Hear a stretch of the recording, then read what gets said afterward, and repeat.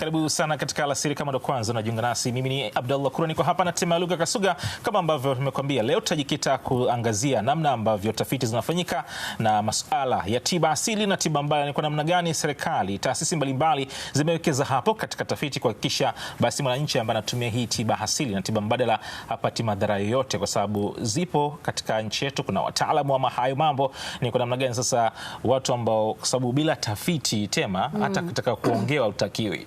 Acha kunywa dawa. Kama hujafanya tafiti utakiwa kukisemea kitu, ndugu yangu. Ndo wazungu wanasema no research no right to say. Basi sawa, sababu watafiti wapo na wamejikita huko, wanaendelea kupambania. Ndio. Wao watatueleza vizuri kabisa. Maana unajua mambo ya tiba asili bwana, hakuna kipimo. Yaani tunajifanyiaga tu. Ukishaambiwa majani ya mpela, sijui majani ya machungwa twanga kunywa tumbo litakata.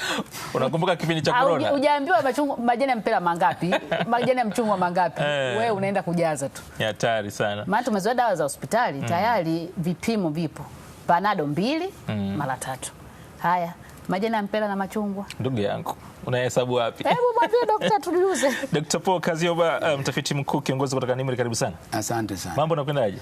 Tunamshukuru Mungu, mambo yanaenda vizuri. Sawa sawa. Na majukumu ya kila siku. Sisi tukiketi na mtafiti kutoka NIMR, hususan yeye ni mtafiti mkuu, tunakuwa tupo uhuru kwa sababu kila kitu ambacho tutakuuliza kina majibu. Kitakuwa kina majibu kwa sababu mmekifanyia tafiti bila shaka. Tuambie kwanza kuhusiana na NIMR, kwa mtu ambaye hafahamu, nashughulika na masuala gani katika masuala hayo ya tafiti? Asante mtangazaji. NIMR ni taasisi ya taifa ya utafiti wa magonjwa ya binadamu. NIMR ni kifupi cha National Institute for Medical Research.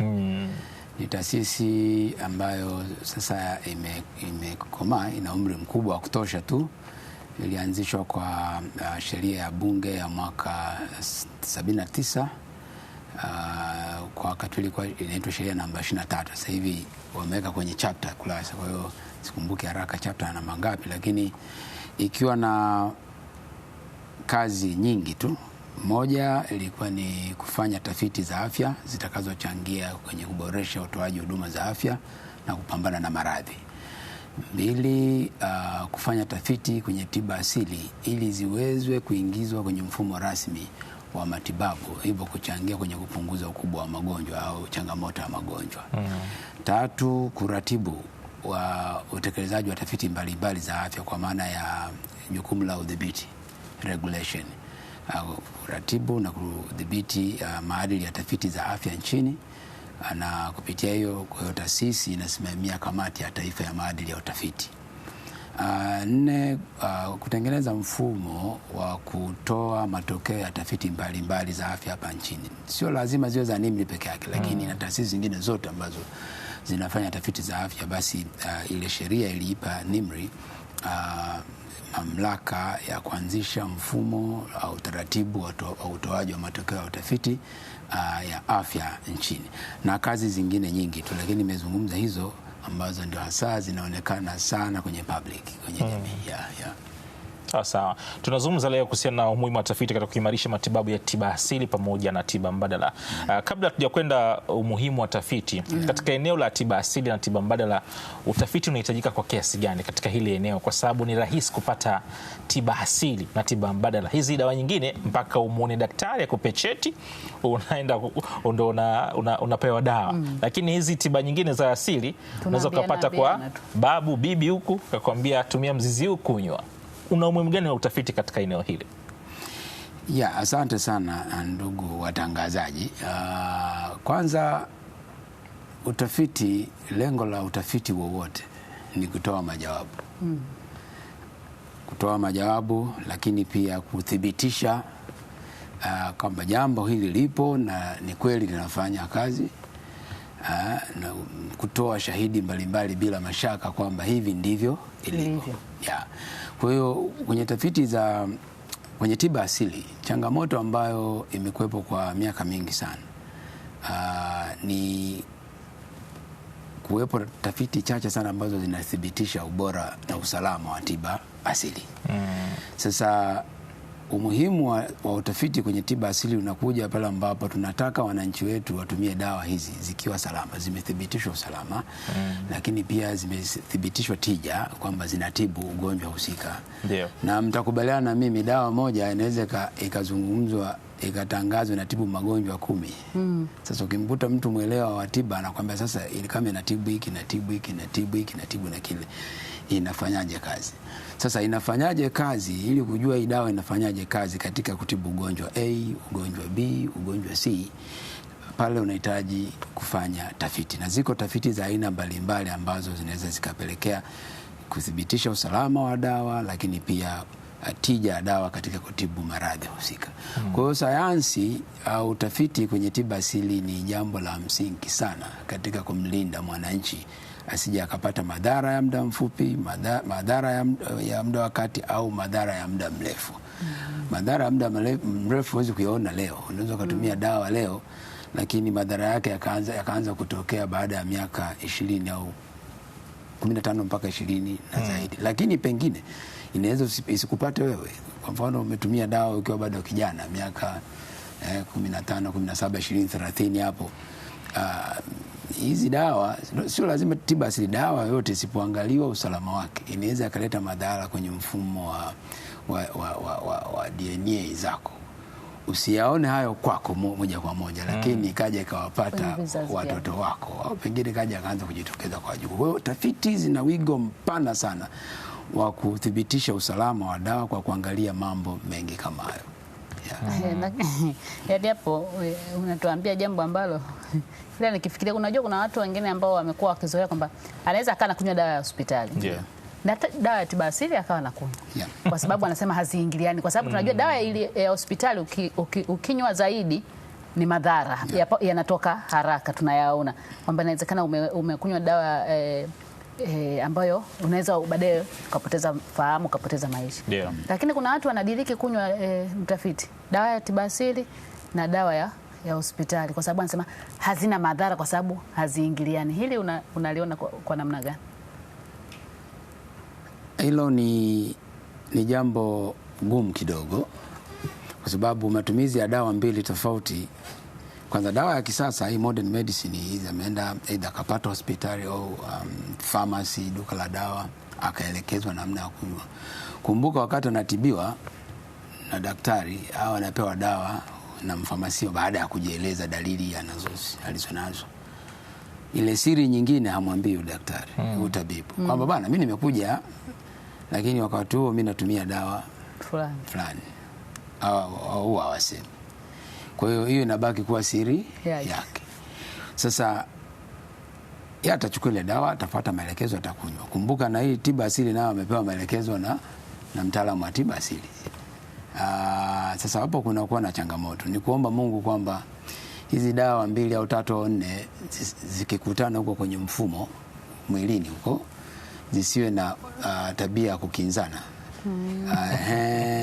Zisikinzane au moja ikasababisha dawa nyingine badala ya kuwa inatibu ikaifanya ikawa inaleta madhara mengine, kwa sababu hizi ni kemikali. Lazima tukubaliane hilo. Iwe ni tiba asili, iwe ni dawa ya kisasa, zote ni kemikali. Kemikali kwa maana kwa sababu tumezoea viuatilifu ni kemikali hizi. Kwa maana sio kila kemikali ni sumu, hapana, naomba kwanza nisahihishe. Ni kemikali kwa sababu lazima kuna kiuatilifu ndani ya hiyo dawa, iwe ni jani au juisi imetoka kwenye magamba ya miti au ni kidonge kwenye dawa ya kisasa. Kuna viuatilifu ambavyo vimefanyiwa utafiti na kuonekana vinaua vimelea fulani au vinarekebisha mfumo wa mwili ili labda pressure au sukari yako ikae sawa. Sasa zile kemikali zikiingia mwilini, zikinyonywa kwenye mfumo wa mwili, zinaingia kwenye sasa Kiingereza tunasema biochemistry, kwenye mfumo wa kemia wa mwili na zinafanya kazi. Sasa katika ule mchakato wa kufanya kazi, kwa sababu mwili haukai, unaipokea, unaifanyia kazi kwenye viungo vyako huko ndani, then inaenda kufanya kazi. Sasa inaweza kukutana na dawa nyingine. Umekunywa dawa ya miti fulani, labda umepewa na bwana kazi wao baba amekupa. Sasa kwenye hii miti miwili kuna kemikali huko ndani. Kumbe zikikutana na viuatilifu huko ndani, kuna viuatilifu kwenye dawa ya kisasa, vikikutana vinaweza vikatengeneza likiwatilifu moja hatari sana likakuletea madhara. Sasa madhara yako mengi, yanaweza katokea mengi, mengine ya muda mfupi, mtu anaanza kupata shida, wengine labda anatapika, labda kuhara na kufanya nini. Lakini hapo mengine magumu zaidi, unaweza ukaumiza viungo vya ndani kama figo, ini na kadhalika. Hapo ndo unakuwa sasa hujui umkamate nani, wa hospitali au wa tiba asili. Sasa wa hospitali sio rahisi kumkamata kwa sababu yeye ana utaratibu. Anakupa dawa ambayo imethibitishwa na iko kwenye miongozo. Sasa kama ulivyosema daktari kwamba huwa wanaficha. Chochote kitakachomkuta ndugu watakuwa wanalalamikia hospitali alikopewa dawa, wakati wana siri yao huku. Sasa ndio ndugu yao amezidiwa, umempeleka hospitali. Sasa mzigo unafikia ataangushiwa nani? Mimi nadhani hapo sasa tunakuja kwenye hoja yenyewe ya msingi kwamba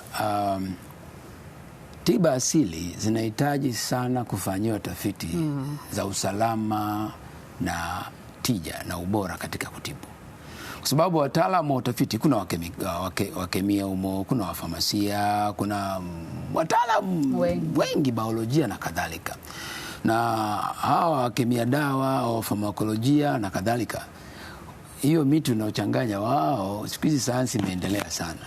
Sio kama ile ya zamani wakati tunajifunza ilikuwa lazima unaanza kimoja. Sasa hivi kuna mashine ukiweka tu kwenye mitambo inakwambia kuna nini kule ndani. Wataangalia viuatilifu au kemikali zilizoko kwenye hiyo dawa yako.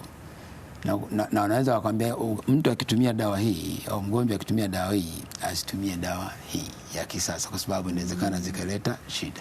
Sasa hiyo ni sayansi, hiyo ni sayansi. Sasa changamoto ni kwamba kwenye tiba asili, maana ni marafiki zetu tunafanya nao kazi.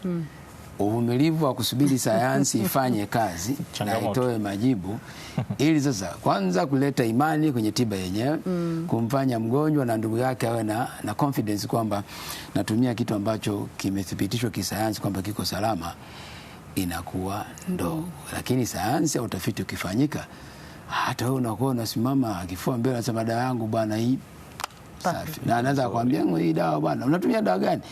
Kwa sababu wanahudhuria semina mbalimbali wataalamu wa tiba asili. Kwa wanaambiwa angalieni, tafuteni ushauri wa kitaalamu, una dawa za aina gani, watakushauri. Kwa hiyo utafiti ni muhimu sana. Sasa tuko hapa na Dr. Paul Kazioba ambaye ni mtafiti mkuu kutoka NIMR, tukizungumza naye umuhimu wa tafiti katika kuboresha masuala mazima ya tiba asili na tiba mbadala. Moja kati ya vitu ambavyo ni ukweli ulio wazi ni kwamba matibabu ya tiba asili kwa kiasi kikubwa tunapata kwa waganga wa tiba asili na tiba mbadala. Na waganga wa tiba asili na tiba mbadala kuna mfumo ambapo Wizara ya Afya imeweka, wanasajiliwa kabisa na Baraza la Tiba Asili na Tiba Mbadala. Hawa waganga hawa, kabla zile dawa hatujaenda kuchukua kwao, huwa mnaletewa nyie NIMR kuzifanyia tafiti ama utaratibu upoje hapo? Kwanza labda nianze kwa kusema wataalamu wa tiba asili wako wengi sana.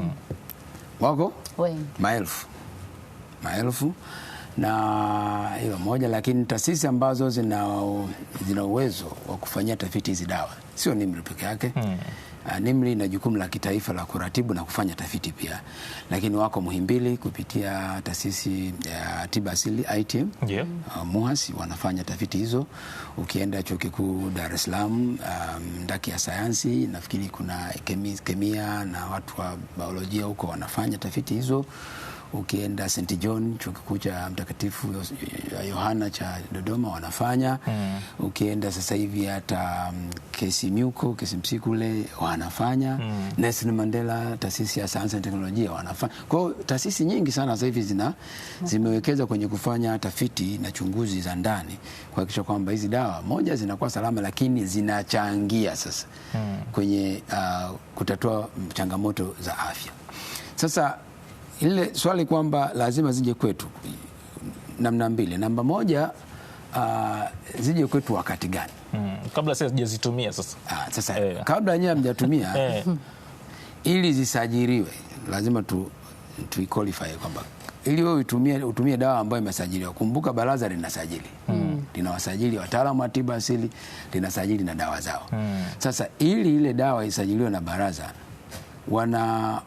wataalamu wa tiba asili wanashauriwa kupeleka dawa zao kwa mkemia mkuu wa serikali kwa ajili ya uchunguzi wa awali wa sumu kuvu na kadhalika na kadhalika, lakini na ushauri zaidi. Lakini pia kile cheti cha mkemia wa serikali, mkemia mkuu wa serikali, mamlaka ya maabara ya mkemia mkuu wa serikali, ikitoa kile cheti kinamsaidia mtaalamu wa tiba asili kusema kwamba dawa hii alileta hapa na tumeangalia ina viuatilifu hivi na hivi na hivi, hivi viko salama, hivi vina changamoto hii na kadhalika na kadhalika na mengine mengi. Lakini pia wanampa ushauri wa kitaalamu. NIMR pia tunaweza kufanya hivyo, lakini sasa kile cheti sisi hatutoi, anayetoa cheti ni mkemia. Kwa hiyo tunawashauri waende kwa mkemia mkuu. Sisi kwetu tunafanya tafiti za ndani zaidi kuangalia pengine dawa inafanyaje kazi na kuangalia dozi. Mkemia mkuu afanye dozi, yeye anaangalia usalama wa dawa, ila wataalamu wa kumshauri mtaalamu wa tiba asili dozi hii iko juu sana, iko chini na usalama ukoje kwenye mifumo ya kibiolojia. Kwa nini ni muhimu sana? Of course. Sasa namba 2 au namba 3 hapo, sisi sasa tunakuja tena tuna jukumu tumepewa na serikali na wizara kwamba zile dawa ambazo zimesajiliwa na baraza na zinahitaji kuingizwa kwenye huduma jumuishi ya utoaji wa tiba inayojumuisha tiba asili, kama nadhani na hiyo taarifa, inabidi zije NIMR kwa kuangaliwa usalama, pia kuangaliwa viuatilifu vikoje na kadhalika na kadhalika, mambo mengi tu. NIMR ikishafanya hiyo tathmini na kuona salama na vigezo vya ubora, basi inatoa taarifa, ile dawa inaweza ikaingizwa kwenye zile dawa kadhaa ambazo zimeingia kwenye hospitali 10 na ngapi, karibia 14, au isiingie kutokana na vigezo ambavyo vimewekwa. Kwa hiyo sisi ni tafiti, lakini pia tunatoa ushauri wa kitaalamu kwa kuzingatia pia wenzetu michango yao kwenye kuchunguza dawa inasemaje, na watu wetu wa microbiolojia wanaangalia, watu wetu wa maabara ya kufanya tathmini ya dawa kupitia mitambo ya kisasa wanasemaje, na mengine mengi, then tunatoa ushauri. Lakini mimi nadhani kama huenda labda watu wanakwepa kwamba gharama ni kubwa sana za nyinyi watafiti, ndio maana akishapitisha labda kwa mkemia, akishapewa ni salama kibali, yeye hapo sasa dozi anajipangia yeye, utakunywa chupa 4 kwa muda wiki moja. Ili swala la gharama naomba nisingie ndani sana, lakini labda sisi wote hapa tunajua hili jambo. Kuna dawa tiba asili inatolewa na mtaalamu wa tiba asili, inauzwa shilingi 1,000, 2,000, 3,000. Tukubaliane. Amna kweli, si kweli? 2,000, 3,000, 5,000 niambieni, ambayo kila mwananchi anasema bwana nenda kwa Kulwa na kufahamu kwa jina la Kulwa, ushakuwa maarufu, dawa ishakuwa maarufu, utaipata kwa 5,000. Shakuwa maarufu, sindataweka 60. Umeona sasa? Kwa hiyo maana yake unaposema ni gharama kivipi? Kwa sababu hakuna utafiti ambao unakuja kwa bei nafuu. Hata dawa za kisasa mnazoziona hizi, tafiti zake zina gharama kubwa sana. Hii ya tiba asili imerahisishwa, pengine baadaye nitazungumza imerahisishwaje, lakini gharama haziko juu kiasi hicho. Kama kila kitu kingeingizwa kwenye gharama, hakuna mtaalamu wa tiba asili angeweza kulipia tafiti za awali za dawa na tafiti za majaribio ya dawa yenyewe. Dawa moja ikifanywa majaribio ya kina kupitia ngazi zote, kwa maana phase 1, yani ngazi ya kwanza, ya pili na ya tatu, kabla ya kuthibitishwa na kusajiliwa, ni mabilioni ya shilingi. Na hapo inachukua kama muda gani ndio? Sio muda mfupi, ni miaka kwa sababu ni hatua. Of course teknolojia imeadvance, muda umepungua sasa hivi kidogo, lakini miaka ya nyuma ilikuwa inachukua muda mrefu. Nitakupa mfano, kuna dawa moja ambayo sasa imesajiliwa nchini, na mimi bahati nzuri ndio mtafiti kiongozi kwenye mradi. Ili ianze kwanza isajiliwe na Shirika la Afya Duniani imechukua miaka 12. Tangu utafiti mpaka na majaribio yote mpaka ngazi ya 3 na nini, miaka 12. Mwaka wa 12 sasa ndio Shirika la Afya Duniani limesajili, na bahati nzuri na Tanzania ikaja ikasajiliwa, ndio tunafanya majaribio ya namna ya kuifikisha kwa mhitaji. Kwa hiyo ni process. Ila kwa tiba asili kuna miongozo ya Shirika la Afya Duniani ambayo imepunguza hizo hatua. Sawa sawa. Kwa sababu ni dawa ambayo unaweza kukuta imetumika vizazi na vizazi. Sawa sawa. Yes. Hapo Abdalla hawezi kusubiri. Asubiri miaka 12. 12 inakuwa ni kipengele sana. Imefupishwa. Imefupishwa sasa. Tunatolea mfano miaka kwanza tu hata miaka miwili Dokta. Miaka miwili. Inakuwa ni changamoto. Sasa Dokta, tunazungumzia tiba asili na tiba mbadala. Nataka kidogo tuigusie tiba mbadala kwa sababu tiba mbadala tema wanasema ni tofauti kabisa na tiba asili. Massaging ni tiba mbadala. Ni tiba mbadala. Yes. Watu wanaenda kwenye massages. Yes. Ukienda saluni kidogo lazima ufanywe massage ya kichwa na kila kitu. Wanaenda sana huko. Hizi massage pia zinabidi zifanywe tafiti kabla ya kuanza kutumika katika nchi yetu. Tunaona tu watu wanafanya huko. Utaratibu wake upoje na wenyewe kama ambavyo umetuelezea hapa? Kwenye tiba mbadala kwa maana complementary medicine kwanza ziko nyingi. Masaji, nasema masaji kwa sababu ni maarufu. Sasa masaji kuna medical masaji na masaji ya tuzungumzie hizi za mtaani huko. Hizi ambazo zile za medical tunajua zinakuwa zina maelekezo yake. Sasa hizi za mtaani nazo zina changamoto zake kwa sababu inategemea ameita ni masaji tiba au masaji ya wanaita nini, luxury nini. Sasa tu kwa vyovyote, ikiwa tiba ikiwa luxury, si ni tiba mbadala ama ina utofauti? Sasa inategemea kwa sababu mimi siko deep sana kwenye hiyo la complementary, lakini ninavyojua wale ambao watu wa huduma hizo ambao wamejipambanua kutoa tiba mbadala wanatakiwa wasajiliwe pia. Yes, hizo vituo vyao visajiliwe na huduma gani wanatoa. Tuna Wachina wako hapa wanafanya hizo acupuncture, wanafanya nini, wanasajiliwa. Hata hizo medical massage wanatakiwa wasajiliwe ili watambulike. Kuna wengine wanafanya mpaka hizi sauna, zote hizo ziko kwenye, inategemea. Sasa kuna sauna upande wa recreational, kwa maana sijui Kiswahili tunasemaje, ni nataka ni relax mwili uwe na furaha na nini. Yes, lakini kuna mtu anaenda kufanya masaji kwa sababu misuli yake imekakamaa, nataka zote kuna utaratibu wa kusajili hizo. Sasa hizo taasisi yetu kwa kweli hizo tafiti hamfanyi kwa sasa. Tunadili na dawa. Tunadili na dawa. Dawa kwamba dawa unapaka, dawa unakunywa, sijui unafukiza, as long as dawa na mwisho wa siku itaingia mwilini mwako. Hizo inabidi tufanye tafiti kuhakikisha kwamba hicho kinachoingia mwilini mwako unapaka hakitakuletea shida hapo baada ya muda mfupi au muda wa kati au muda mrefu. Usalama. Tukimalizia Dokta, tufahamu kuna wale ambao wapo vijijini. Ndio. Na wamekuwa wakitumia hiyo mizizi na nini. Nyinyi kama NIMR watafiti mnawafikiaje? Huenda labda wangependa kupata hata hiyo elimu kwamba hata hizo miti mnaotumia inapaswa ifanywe utafiti ili utoe kwa kiwango kile ambacho kinakidhi mahitaji ya binadamu. Asante. Taasisi imeendelea kuimarisha mfumo wake wa mawasiliano na kutoa taarifa hasa ziwafikie wananchi walio wengi kwa kuzingatia pia miongozo, na pia taasisi inafanya kazi kwa karibu sana na Baraza la Tiba Asili kwa sababu wote tuko chini ya Wizara ya Afya, na baraza linafanya kazi kwa ngazi zote kuanzia kijiji mpaka taifa. Na bahati nzuri taasisi imekuwa sehemu ya kamati za kitaalamu za baraza.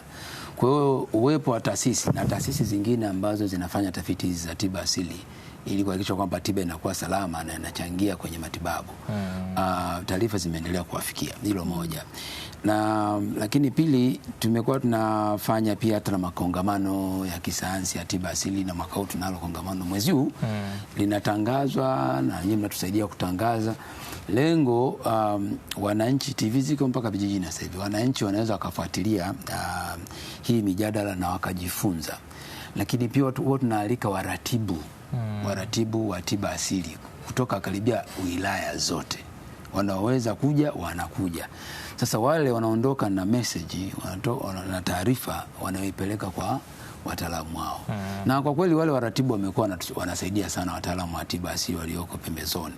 Anakuja na kitu chake, anaambia hii dawa inafanyaje, anapata labda na ushuhuda, anaambia hii nenda NIMR NIMR wana senta zao, kama huko Mwanza nenda NIMR Mwanza, kama huko Tabora nenda NIMR Tabora, tuko karibia nchi nzima. Kwa hiyo akifika kule, kile kituo chetu sasa ndio kinamuunganisha na kituo rasmi ambacho kinafanya tafiti za tiba asili ambacho kiko Ubungo External hapo NIMR Mabibo.